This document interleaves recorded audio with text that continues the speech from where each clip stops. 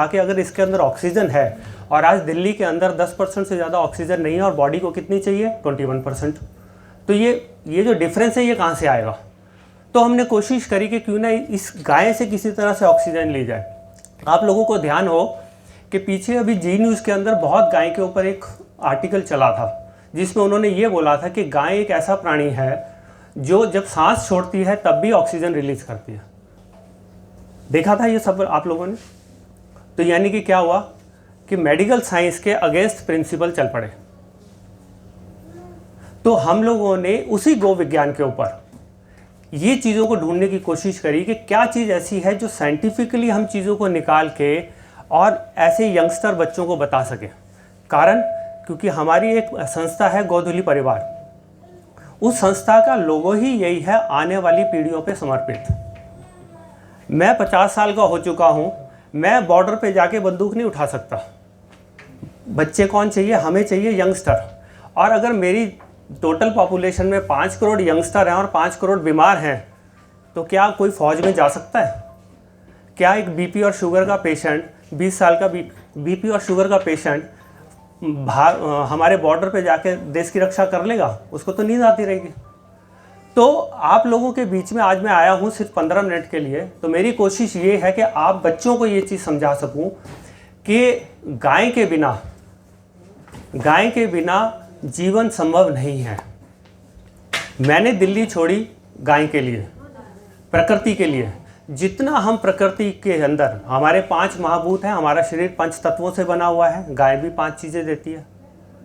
और अगर आप अमृत की बात करें तो पंचामृत बोला जाता है, यानी कि कोई 5 चीज़ है जिसका अमृत बनता है। तो है क्या ये 5 चीज़ें? तो ये 5 चीज़ें कुछ नहीं, हमारी देसी गाय की वो 5 चीज़ें हैं जिसको हम गौमूत्र बोलते हैं, गौ में बोलते हैं, क्योंकि गोबर वर्ड जो है वो बाकी जानवरों के लिए हो सकता है, गाय के लिए गोबर नहीं है। गाय को हम गौ में बोलते हैं। दूध है, छाछ है और घी है। यही 5 तत्व आपकी बॉडी के 5 एलिमेंट्स को रिप्रेजेंट करते हैं। 5 एलिमेंट्स में जब भी ऊपर और नीचे होगा बॉडी के अंदर, आप बीमार हो जाते हो। पित्त भड़क गया, फायर एलिमेंट बढ़ गया, कैसे कंट्रोल करोगे? फायर एलिमेंट को डाउन करना है। कौन करेगा? घी करेगा। गाय का घी, बिलोने वाला घी, उसमें जितनी ताकत है इतनी ताकत दुनिया की किसी भी चीज़ में नहीं है। तो आज मैं आपको एक थोड़ी सी प्रेजेंटेशन जो लेके आया हूँ, मेरे पास गाय के ऊपर भी है, लेकिन मैं चाहूँगा कि यहाँ पे थोड़े से मुझे स्टूडेंट दिख रहे हैं, तो मैं अपनी एक प्रेजेंटेशन चेंज कर रहा हूँ थोड़ी सी। और हमारी बॉडी के जो ग्लैंड्स होते हैं, जिनको हम ग्रंथि बोलते हैं, उसकी किसी एक ग्रंथि के ऊपर ही मैं बोल पाऊँगा आज। तो मैं वो बोलता हूँ। और आप लोगों से एक गुजारिश है कि थोड़ा सा मैं कड़वा बोलने में भी विश्वास रखता हूँ। क्या ये जो पानी हम पी रहे हैं ये पीने लायक है? आप में से कोई बता सकता है कि बॉटल में जो हम पानी पी रहे हैं ये पीने लायक है? मैंने मोरनी में जाके अपना घर स्थान चुना है, वहाँ पे एक वाटर बॉडी को साफ़ किया, और आज की तारीख में सारे आसपास के 10 गांव वहाँ से पानी ले रहे हैं। जब तक मैंने सफाई नहीं करी थी कोई भी वाटर बॉडी में नहीं जाता था। वो था नेचुरल स्प्रिंग वाटर, और यहाँ आने से पहले मैं वो पी के आया हूँ। क्यों? क्योंकि आपकी बॉडी को जब पानी चाहिए ना, तो उसे सिर्फ पानी नहीं चाहिए, उसे उस पानी के अंदर मिनरल्स चाहिए, उसमें कैल्शियम चाहिए उसको। और जब आप आरओ और बॉटल पानी लेते हैं, इसमें कैल्शियम है कहाँ? और इसी चीज़ को अगर आप लोग ये चाहते हैं, क्योंकि हमारी एक आदत है कि मैंने गौमूत्र बोला तो मुँह सड़ाएंगे। जब मैं ये बोलूँगा कि आपको पता है अमेरिका ने 4 पेटेंट ले रखे हैं गौमूत्र के ऊपर, वो ये कहता है कि अगर गौमूत्र से आप ये मेडिसिन बना रहे हो तो पेटेंट मेरे पास है। आपको कैंसर की मेडिसिन अगर गौमूत्र से बनानी है तो उसका पेटेंट अमेरिका के पास है, क्योंकि हमें वो लैंग्वेज समझ में आती है। हमारे ऋषि मुनि बोल के वो समझ में नहीं आता, पर हमें क्या समझ में आ रहा है कि अमेरिका ने 4 पेटेंट ले लिए हैं गौमूत्र पे कि एंटी कैंसर इसके अंदर प्रॉपर्टीज़ हैं, तो हमें लग रहा है कि हाँ गौमूत्र अच्छा है। अदरवाइज गौमूत्र की बात करो तो मुँह सड़ जाता है। और सबसे खतरनाक, अगर आप मेडिकल साइंस के स्टूडेंट हैं, आपको बहुत अच्छे से पता है कि मेडिकल साइंस भी आज की तारीख में डीएनए के बारे में बहुत ज़्यादा नहीं जानती। लेकिन इसी के ऊपर 2 पेटेंट चाइना लेके बैठा है कि गौमूत्र की ऐसी प्रॉपर्टीज़ हैं कि वो हमारे डीएनए की रक्षा ही नहीं करता, वो डीएनए की रिपेयर भी करता है। उनके पास थीसिस है इसकी। और हमारे यहाँ पे देसी गाय ऐसे घूमती रहती है और हम उसको पूछते भी नहीं हैं। तो मेरा आप लोगों से गुजारिश है कि अगर आपको साइंस समझ में आती है तो मैं साइंस के हिसाब से समझा सकता हूँ, और अगर आपको शास्त्र समझ में आता है तो मैं शास्त्र के हिसाब से समझा सकता हूँ कि गाय क्या है। दूध तो भैंस भी देती थी, दूध तो बकरी का भी पिया जाता है। ऐसा नहीं कि शास्त्रों में मना है कि भैंस का दूध नहीं पीना या बकरी का दूध नहीं पीना, लेकिन गाय को ही माता क्यों बोला, भैंस को क्यों नहीं बोला? भैंस भी तो दूध देती थी। तो इसलिए ये जो हमारे ऋषि मुनि थे ये बहुत बड़े साइंटिस्ट होते थे, और क्योंकि उस ज़माने में क्वेश्चंस नहीं होते थे कि बच्चे लॉजिकली क्वेश्चंस नहीं पूछते थे, उन्होंने कह दिया तो मान लिया जाता था।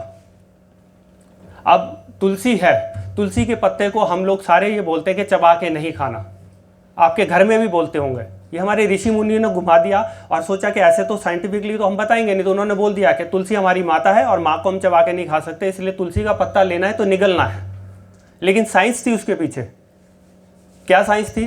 तुलसी के अंदर रॉ फॉर्म में मरकरी होता है, और मरकरी अगर आपके दांतों में गया तो साइंस बोल देती है आपका दांत खराब हो जाएगा। लेकिन जिस भी ऋषि ने ये बात बोली उसने कभी भी ये नहीं बोला कि इसमें मरकरी होता है। मरकरी तो आज की लैंग्वेज में बोला जा रहा है ना, लेकिन उसको समझाया जा रहा है कि वो मरकरी है, अगर आप चबाओगे तो आपके दांतों में कीड़ा लगेगा, क्योंकि मरकरी आपकी हड्डियों को गलाने का काम करता है। तो इसी तरह से अब सबसे पहले तो एक मिनट ये खोलना जरा, ये प्रेजेंटेशन, हाँ देख, हाँ जी। अब बात आती है, सबसे पहले मैं आरओ वाटर की बात कर देता हूँ। अब सब लोग पी रहे हैं, मेरे को भी दिया गया, मैंने मना किया था लेकिन वो रख दिया। अब आरओ वाटर सबको पता है गंदा है, लेकिन क्या है ना कि अब मैं किसी साइंटिस्ट की रिसर्च बताऊंगा तो आप सब मान जाओगे कि yes it is okay. WHO एक बहुत अच्छी संस्था नहीं मानता हूँ मैं। WHO ने कोरोना काल में क्या किया है, हम उसके बहुत अगेंस्ट रहे, लेकिन आप देखिए ये WHO की वेबसाइट पे ही लिखा हुआ है, ये मेरा लिखा हुआ नहीं है। Disease and early death is more likely to be seen with the long-term drinking of distilled water, RO water. लेकिन हम जब जाते हैं तो टैप वाटर को हाथ नहीं लगाते, हम कहते हैं मम्मी वो देखना जरा बिस्लेरी की बोतल है तो दे दो। ये मेरा साइंस नहीं है, और आप चाहो तो उधर नीचे मैंने आपको लिंक भी दे रखा, आप जाके वहां पढ़ सकते हैं। तो याद रखिए कि आप जिंदगी में प्रकृति से जितना प्रकृति का नुकसान करेंगे, जितना प्रकृति को नुकसान पहुंचाएंगे, रिवर्स में आपको वही मिलने वाला है। प्रकृति कभी भी कुछ चीज़ अपने पास नहीं रखती। आपने अच्छा दिया तो अच्छा, बुरा दिया तो बुरा लो। बीमारियां मिल रही हैं हमें, बीमार हम हो रहे हैं क्योंकि हमने प्रकृति का नुकसान किया है। कहीं बाढ़ आ रही है, कहीं सूखा पड़ रहा है, ये सब हमारी गलती। तो इसलिए मैं आप सब लोगों को कहूँगा कि हमेशा प्रकृति के साथ रहिए, कोशिश कीजिए। देखिए आप एक शहरों में रह रहे हो तो बहुत अच्छा, आप कोई यहाँ पे प्रकृति को सपोर्ट तो नहीं दे पाएंगे, लेकिन जितना हो सकता है उसको मिनिमाइज़ तो कर सकते हैं। आप देखो मोटरसाइकिल मैं भी चलाता हूँ, गाड़ी मैं भी चलाता हूँ, तो जाहिर है कि मैं पेट्रोल यूज़ कर रहा हूँ तो प्रकृति का नुकसान कर रहा हूँ। कोशिश होती है मेरी कि अगर हो सके तो ज़्यादा से ज़्यादा मैं पब्लिक ट्रांसपोर्ट पे जाऊँ। क्यों? क्योंकि पब्लिक ट्रांसपोर्ट में आपके ऊपर जो आपने वायु प्रदूषण करा है उसका पाप कम पड़ेगा। सिंपल ये लॉजिक है। मैं जब मोटरसाइकिल से जब भी जाता हूँ, अब मैं क्योंकि मोरनी जैसे पहाड़ी एरिया में रह गया हूँ, जब भी ढलान में जाता हूँ मैं मोटरसाइकिल का स्विच ऑफ कर देता हूँ, क्योंकि मुझे पता है वो ढलान के अंदर 3 किलोमीटर तक ऐसे ही चली जाएगी। मेरे पैसे बचे, प्रकृति का नुकसान नहीं हुआ, पेट्रोल पे जो खर्चा करना तो बंद हो गया मेरा, तो मुझे हर तरह से बेनिफिट मिला ना उसका, तो मैं क्यों ना करूं। मोटरसाइकिल तो चल रही थी। तो इसीलिए आज बड़ा छोटा सा एक छोटी सी प्रोडक्ट जिसको कि हम पंचगव्य घृत बोलते हैं, गाय से ही बनता है, जिसमें गाय की 5 चीज़ें बनती हैं। उस घृत के अंदर गौमूत्र भी होता है, गोबर का रस होता है, उसमें छाछ होती है, उसमें घी होता है, उसमें 5 चीज़ें होती हैं, छाछ भी होती है। इसकी क्या ताकत है ये अब आप समझिए, और इसको मैं आपको साइंटिफिकली मेंशन करके दूंगा। मतलब ऐसा नहीं, ये मेरा लगा है आपका? नहीं, ये इसमें पावर कम आ रही है मेरे ख्याल से, ऑफ हो रहा है। नहीं उसने अभी बोला, खैर मैं चला देता हूँ। ये देखो, the app can not be open on the total version of PC, check with the software publisher. Software की कुछ इशू है। PPT presentation. गाय की 5 चीज़ें, गौमूत्र, गोबर का रस, गोमेय, छाछ, भैया दूध, हाँ बिल्कुल ठीक ये।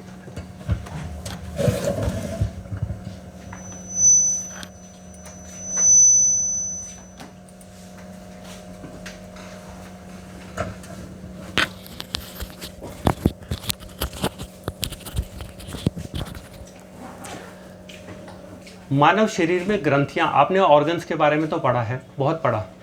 ग्रंथियां बेसिकली आप ये समझ लीजिए कि सेंसर्स होते हैं ना, जैसे, क्योंकि देखो जैसे आप गाड़ी देखो, गाड़ी के अंदर पिस्टन होता है, पिस्टन कुछ नहीं है, मेरा हार्ट है। जो जिसने भी ये गाड़ियों को डेवलपमेंट करा ना, उसने शरीर को ही गाड़ी बनाया है, वो मेरा हार्ट है। उसमें जितनी भी वायरिंग है वो नर्वस सिस्टम है गाड़ी की। इसी तरह से आप देखो गाड़ी के अंदर आपका पेट्रोल कम हो जाए, इंजन ऑयल कम हो जाए, तो वो वहाँ से आपको बीप आने लग जाती है कि जी इंजन ऑयल कम हो गया। वो क्या चीज़ है? वो सेंसर्स हैं। ये सेंसर्स की साइंस कहाँ से आई? ये कहीं से नहीं आई, ये मानव शरीर की ग्रंथियाँ, जिसको ग्लैंड्स बोला जाता है, ये वहाँ से सेंसर्स की साइंस आई इनको। इसी ग्रंथि के अंदर एक बहुत इंपॉर्टेंट ग्रंथि है जिसको हम पीयूष ग्रंथि बोलते हैं।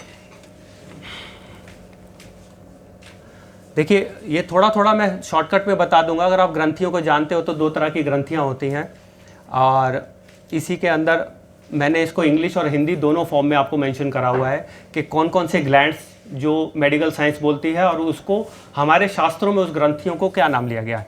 इसके अंदर अगर आप देखेंगे तो सबसे थर्ड नंबर पे यहाँ पर है, उसके आगे आपके लेफ्ट साइड पे सबसे ऊपर लिखा है पीयूष ग्रंथि। ये ग्रंथि की बहुत बड़ी इंपॉर्टेंस है आपकी लाइफ में। आप बीमारियां छोड़ो, आप बीमार होते हो, ठीक होना चाहते हो, खाली इस ग्रंथि से ठीक हो सकते हो।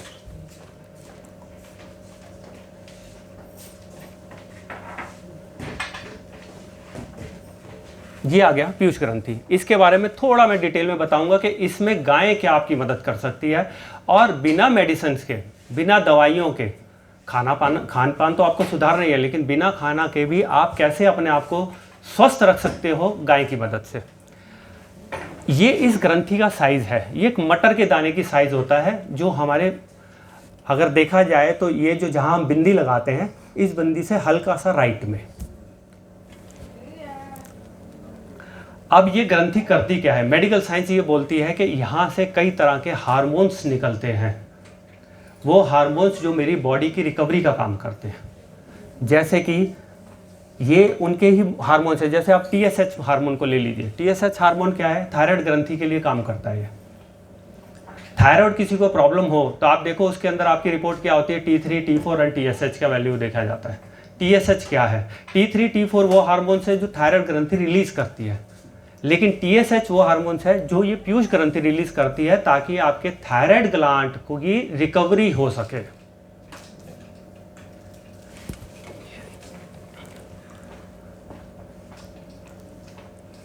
ये इस ग्रंथि के मैंने सारे जितने भी ये आपको हार्मोन्स रिलीज करती है, वो हार्मोन्स आपके बॉडी के किस पार्ट में जाके उसकी रिकवरी करते हैं, वो सब कुछ है। इसके अंदर थायराइड ग्लैंड है, ओवरीज है, टेस्टिस है, ब्रेस्ट है। यानी कि इनमें कोई भी आपको बीमारी है तो उस बीमारी को ठीक करने के दो तरीके हैं। या तो मुंह से कोई दवाई को ले लिया जाए, वो भी यही काम करेगी, लेकिन क्या है कि वो केमिकल है।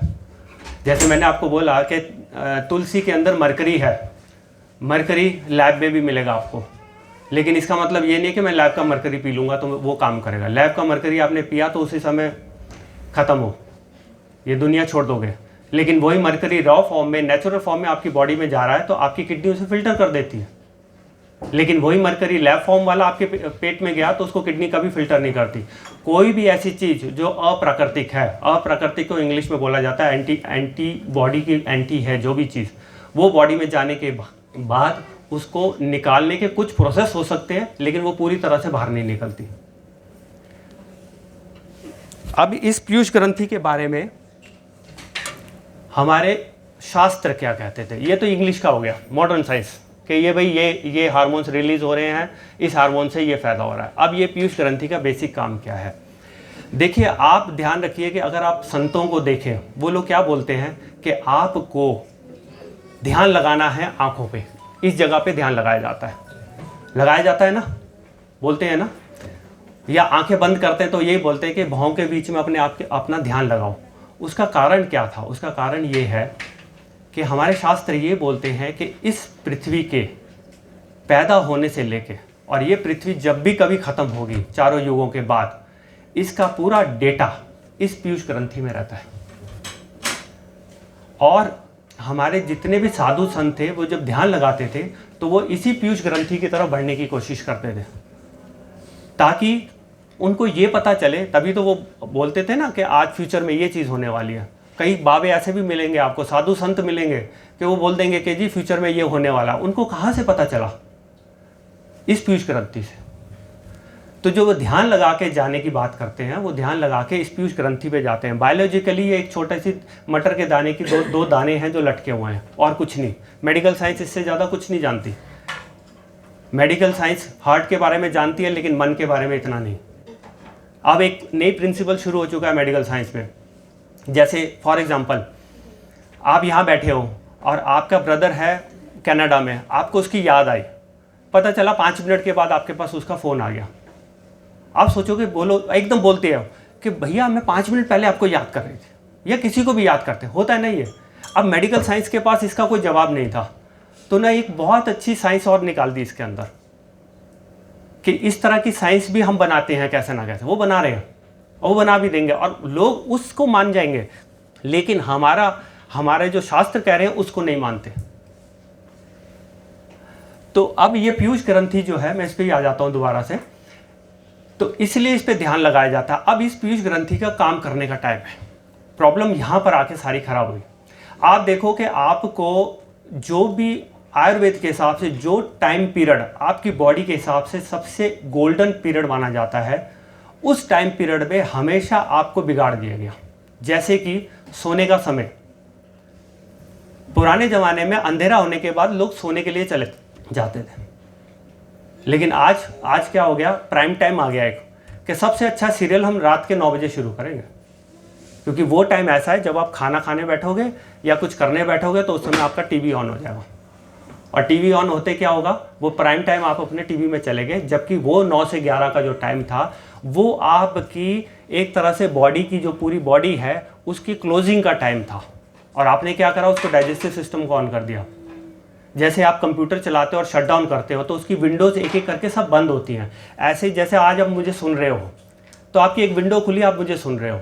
आपसे मेरे से पहले जो प्रवक्ता गए आपने उनकी सुनी, आपकी वो विंडोज़ खुलती जा रही हैं सारी। अब इसको शट डाउन कब करोगे? वो शट डाउन का जो टाइम शास्त्रों में रखा गया है वो लिखा गया है कि सूर्योदय से 1 या 1.5 घंटे के अंदर अंदर आप सोने चले जाओ, तो आपका ब्रेन शटिंग डाउन के प्रोसेस में चलता है। लेकिन उसी टाइम पे प्राइम टाइम करके आपको कौन बनेगा, करोड़पति दिखा दिया जाता है। तो वो करोड़पति आप बनते नहीं हो। उनका टारगेट क्या है कि आपका शटिंग, अगर आपका शटडाउन अच्छे से नहीं होगा ना तो आपके शरीर में बीमारियां आएंगी। बीमारियों के अगेंस्ट दवाई लेना सिर्फ राजीव भाई को सब सुन चुके हैं। उन्होंने कहा था कि चिकित्सक की ज़रूरत सिर्फ 15% बीमारियों में पड़ती है। 85% बीमारियां आप खुद ही अपनी ठीक कर सकते हो यदि आप अपने शरीर को समझ सकते हो। तो अब ये प्राइम टाइम क्यों शुरू हुआ? इसी तरह से उठने का क्या समय है? तो उठने का समय आपको याद हो, एक ऋषि वाग्भट रहे हैं जिन्होंने चरक ऋषि के साथ, उनके शिष्य थे, और उन्होंने चरक ऋषि से एक सवाल पूछा था कि उनसे चरक ऋषि से पूछा कि आप ये जड़ी बूटियों का जो ज्ञान है ये आपको कहाँ से मिला? तो चरक ऋषि ने बोला, क्योंकि देखो हर एक का कोई ना कोई तो गुरु होता है, तो चरक ऋषि ने बोला मुझे नहीं मालूम।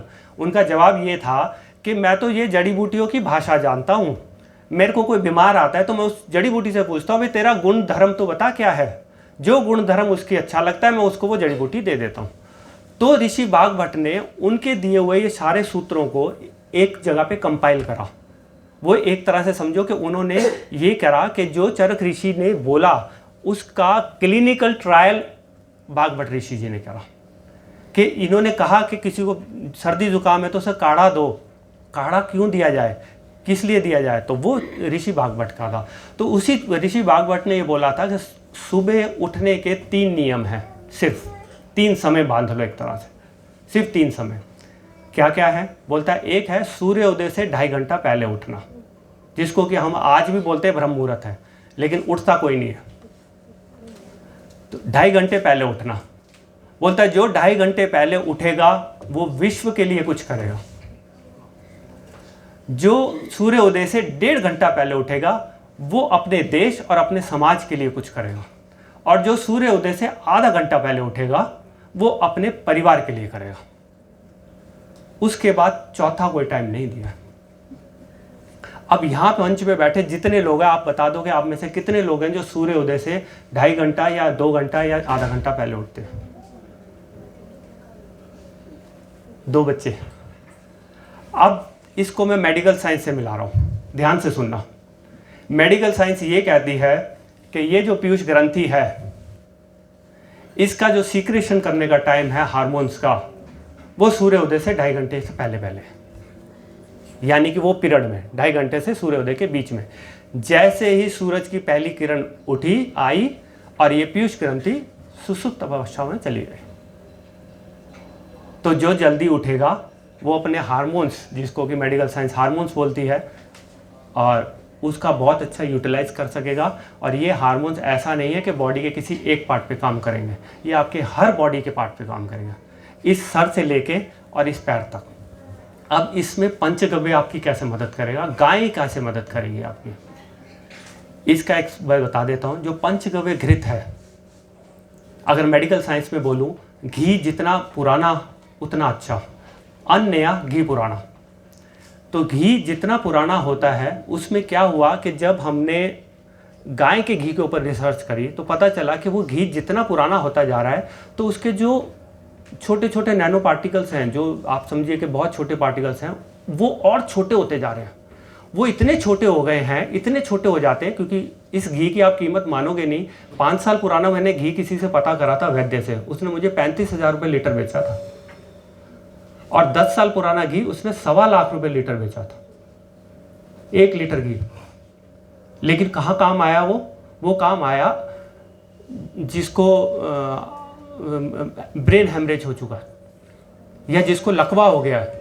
कारण क्योंकि लकवा जब होता है तो आपकी ब्रेन की वजह से होता है। और ब्रेन की एक नर्व का क्या साइज है आपको मैं बता दूं कि आप अपने सर का एक बाल लीजिए, उसको लंबाई में 6 टुकड़े कीजिए, जो छठा टुकड़ा बचा वो नर्व है एक हमारी ब्रेन की, उसको हाथ नहीं लगा सकते। इसलिए मेडिकल साइंस बहुत ज़्यादा ब्रेन के अंदर नहीं घुसती है, ब्रेन के ऊपर कुछ प्रॉब्लम हो तो ठीक कर देती है, ब्रेन के इंटरनल पार्ट पे हाथ नहीं लगाती, क्योंकि वो ऐसी है कि छुओगे तो भी वो फट जाएगी।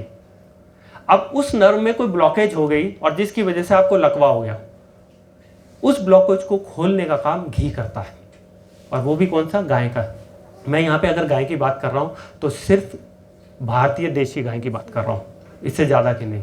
हॉलिस्टियन, फिजिशियन, ये सारी गायों की बात नहीं कर रहा हूँ, सिर्फ देसी गाय की बात कर रहा हूँ। तो पता चला है कि जो पुराना घी है उसके अंदर इतने छोटे पार्टिकल्स हो जाते हैं कि जो वो घी ऐसा है जो ब्रेन की नर्व्स के अंदर भी चला जाता है। इसीलिए गाय का जो पंचगव्य घृत है उसको अमृत तुल्य रखा गया है। नाक के अंदर 3-3 बूंद रात को सोते समय डाल लीजिए। यहाँ से लेके इस पोर्शन में कभी कोई बीमारी हो तो मेरा नंबर ले जाना, मैं आपको बता दूंगा, हो ही नहीं सकती। मुझे 8 साल हो गए वो घी डालते हुए, मेरे परिवार में पूरा सदस्य इसको डालते हैं। ये जब जुकाम हुआ या कुछ हुआ तब तो औषधि है, लेकिन अदरवाइज ये ऐसी चीज़ है कि ये आपकी पिट्यूटरी ग्लैंड को एक्टिवेट करती है, ब्रेन सेल्स को एक्टिवेट करती है। ब्रेन सेल्स जब डेड होने शुरू हो जाते हैं ना, तो वो ब्रेन सेल्स दोबारा नहीं बनते, ये ध्यान रखना। बॉडी के बाकी सब सेल्स का रीजनरेशन हो जाता है, लेकिन ब्रेन सेल्स का नहीं होता है। इसलिए आप देखो कि जब एक आदमी 70-80 की एज में जाता है तो हम उसे बोलते हैं ना कि ये तो बूढ़ा आदमी सठिया गया। वो बड़ी अजीब अजीब सी हरकतें करता है, बच्चों वाली। वही बच्चा, एक 2 साल का बच्चा कर रहा होगा वो हरकत, तो हम उसको बचकाने हरकत में ले लेते हैं और हम उसे एंजॉय करते हैं। लेकिन वही हमारे घर के अंदर कोई बुजुर्ग कर रहा होगा तो हम कहेंगे कि क्या हो गया इसको, क्योंकि वो बड़ा आदमी है, लेकिन उसके ब्रेन सेल्स डैमेज होते जा रहे हैं, जिसकी वजह से उसका ब्रेन में उतने ही सेल बचे जितने एक बच्चे के पास हैं, ख़त्म होते जा रहे हैं। तो उस चीज़ को बढ़ाने के लिए सबसे अच्छा समय है कि रात को सोते समय 3-3 बूंद पंचगव्य घृत की डालिए। आपको ज़रूरत नहीं पड़ेगी दवाइयों की। दवाइयों की ज़रूरत उनको पड़ती है जो सूर्योदय के बाद उठते हैं, पेट साफ नहीं होता, 8 बजे 9 बजे उठते हैं, तब तक तो गया काम। 12 ऑर्गन्स है हमारी बॉडी के अंदर, हर ऑर्गन्स का एक टाइमिंग रखा गया है आयुर्वेद में। कि किस टाइम पे कौन सा ऑर्गन काम करता है। इसका एक सिंपल एग्जांपल देता हूँ। आप सब योग करते होंगे या योग के बारे में जानते होंगे। हमेशा योग करने का टाइम या एक्सरसाइज करने का टाइम आपको यही सिखाया गया है कि सुबह सुबह 6-7 बजे करो। कारण क्या है? कारण ये है सिंपल कि उस समय आपकी बॉडी में जो ऑक्सीजन लेवल है, जो भी आपकी बॉडी में ऑक्सीजन है, उसका एक मेजर पोर्शन लंग्स के पास चला जाता है। वो 2 घंटे के लिए सिर्फ 12 ऑर्गन्स है, 12 ऑर्गन्स को हर एक को 2-2 घंटे का समय बांधा हुआ है। खाने का समय दोपहर को, हमारे पुराने ज़माने में पूर्वज क्या करते थे, घर से जब किसानी चलती थी तो सुबह खा के चलते थे और शाम को आके खाते थे। दोपहर का खाना नहीं होता था। कारण जो आपको टाइम रखा गया है लंच का 1 से 2, 12 से 2, वो आपकी स्मॉल इंटेस्टाइन का टाइम है, जिस समय वो अपने आप रिकवरी भी करती है और अपने आप का शोधन करती है।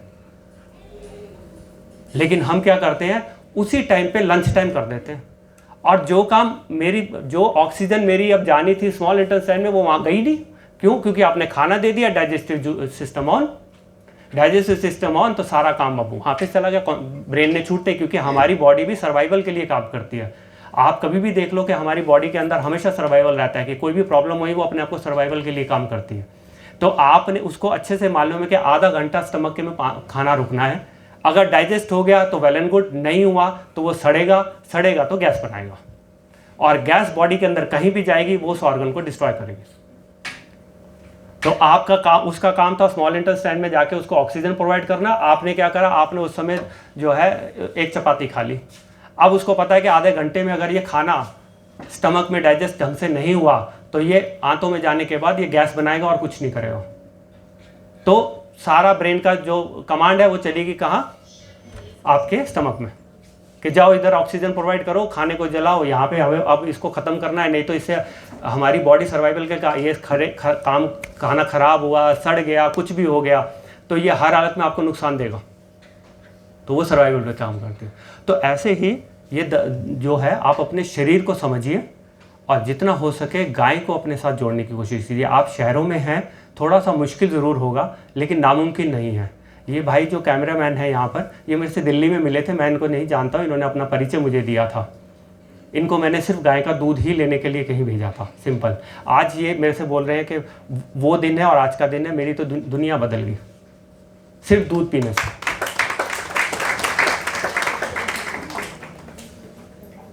तो अपनी वाणी को मैं यहाँ विराम देता हूँ और उम्मीद करता हूँ कि प्रकृति के 5 तत्वों का ध्यान रखते हुए आप सब लोग कम नहीं सही, मिनिमम लेवल पे आप नुकसान कीजिए उसको। धन्यवाद आपका।